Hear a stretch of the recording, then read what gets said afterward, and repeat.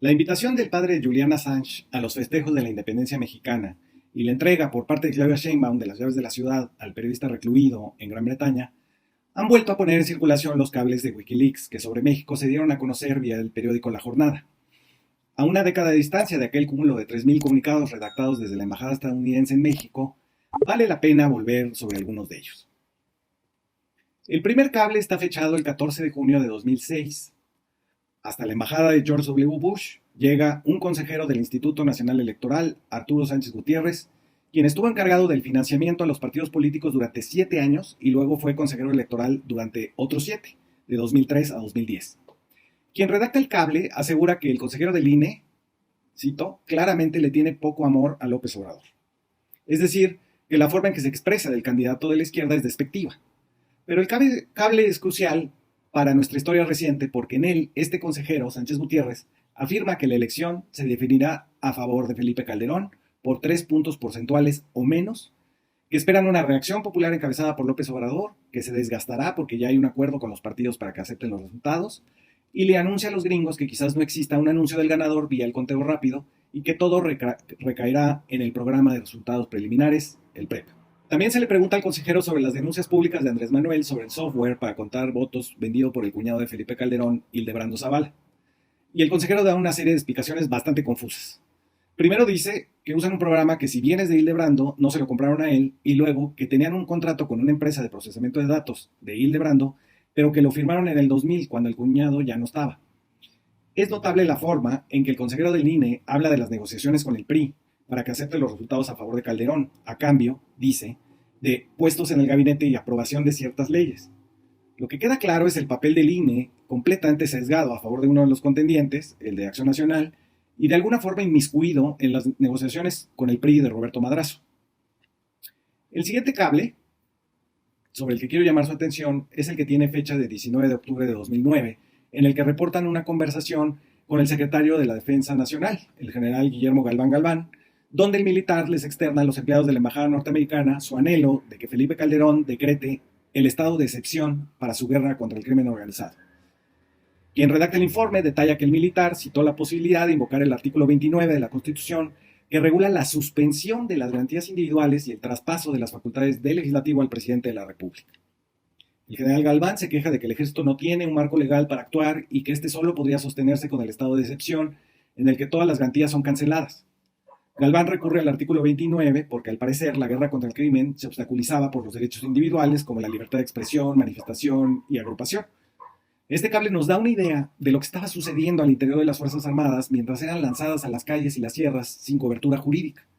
Simplemente buscaban que Felipe Calderón anulara la Constitución para poder hacer su guerra. Luego el embajador estadounidense invita al secretario de Gobernación, Fernando Gómez Montt, para que dé una explicación de si el ejército está actuando fuera de la ley. El funcionario invoca no una ley o un artículo de la Constitución, sino una resolución de la Suprema Corte que dictaminó que los militares podían hacer labores de seguridad pública si así se lo pedían las autoridades locales.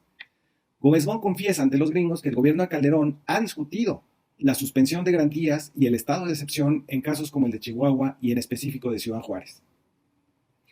Queda clara la disposición dictatorial del calderonato en ese momento, cuando ya teníamos un homicidio cada hora en el país y la tendencia en asesinatos había subido en más de 192%.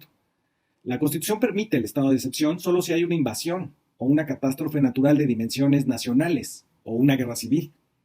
No se ha aplicado en México desde la Segunda Guerra Mundial y eso habla fuerte de lo que Calderón y sus militares creían que estaban haciendo: cambiar el régimen político a uno en el que el soberano se ponía fuera de la ley invocando un artículo constitucional hecho para situaciones de emergencia.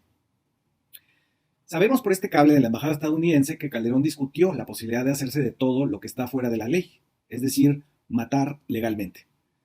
Hay que tener clara la relevancia de esta tentación de eliminar las garantías individuales, pues se trataba de liberar todas las transgresiones que podrían cometer los soldados, marinos y grupos paramilitares sin sanción alguna, donde el Estado estaba asumiendo que estaba disuelto y por tanto que todo podía suceder si se consideraba necesario. Ahora que Acción Nacional y sus voceros se rasgan los trajes Gucci con el paraguas vago y confuso de la militarización, habría que recordarles que el último sexenio en que gobernaron inició con un fraude electoral cuyos resultados se manejaron desde antes de que ocurriera la elección presidencial y que terminó en la tentación de excluir de un plumazo a todos los ciudadanos, despojarlos de sus derechos y meterlos en un estado de excepción donde su vida no era importante. Hay que decir que tanto el fraude como el estado de excepción representan la exclusión de los millones que no votaron por Calderón y la amenaza, el potencial de que el propio Calderón decidiera sobre sus muertes. Este cable hace juego con otro en el que la embajada se muestra preocupada por la salud mental de Felipe Calderón y aunque no lo dice, por las versiones de su alcoholismo. Dice el cable: seguimos interesados en cómo este estrés afecta su personalidad y su estilo de gestión y cómo ese estilo está afectando la marcha del gobierno, sobre todo a raíz de los recientes cambios del gabinete. Y entonces la embajada emite un cuestionario para que los cercanos a Felipe Calderón respondan a varias preguntas. 1. ¿Cómo reacciona el presidente Calderón a puntos de vista diferentes al suyo?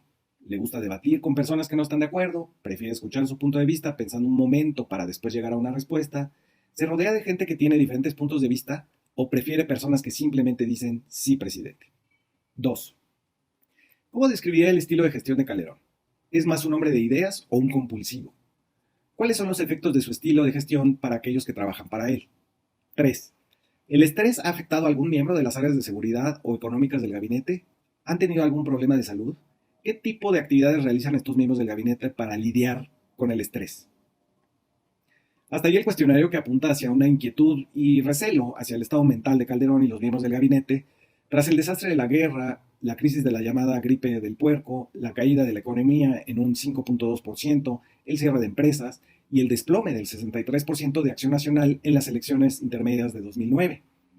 Al final, la idea de un presidente ilegítimo, obsesionado con la muerte y estresado al grado de preocupar a los empresarios y funcionarios de Estados Unidos, termina en el retrato de un personaje ridículo que persigue terroristas que no existen. Me refiero al último cable, que termina de delinear lo que pensó Estados Unidos del presidente mexicano. Son los cables de lo sucedido entre el 24 y el 29 de octubre de 2009 que anuncian como una alerta nuclear en el puerto de Manzanillo, Colima. Resulta que se detecta una carga radioactiva en un contenedor y se da la voz de alarma para que sea localizado. El gobierno mexicano, atento a un posible ataque terrorista, se moviliza para evitar que llegue a Estados Unidos.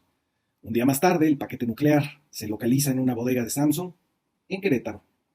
Entonces, la radioactividad debe de estar en el tráiler que transportaba las piezas de esos aparatos electrónicos. El tráiler nunca es localizado y es el propio embajador de Estados Unidos, Carlos Pascual, el que da por terminado el episodio, diciendo: los problemas de comunicación entre autoridades mexicanas y estadounidenses llevaron a que una falsa alarma se convirtiera en una alerta de la máxima gravedad. Hasta ahí el ridículo internacional del ataque nuclear del contenedor de Samsung. Pero quisiera terminar esta columna dedicada a la liberación de Julian Assange con una reflexión sobre lo que hasta hace muy poco muchos creyeron que era la transición mexicana a la democracia. Nos publicitaron que el hecho de que Acción Nacional llegara en el año 2000 a la presidencia inauguraba una democracia efectiva. Pero los cables de Wikileaks nos enseñan un paisaje mucho más sombrío, donde una autoridad electoral ya sabe quién ganó la elección por lo menos del 3% semanas antes de que se lleve a cabo. Del debate interno del gobierno de Felipe Calderón para suspender la Constitución de la República. Y finalmente, de un declive mental y organizativo del encargado del Ejecutivo desde 2009 hasta 2012, es decir, desde la mitad de su sexenio.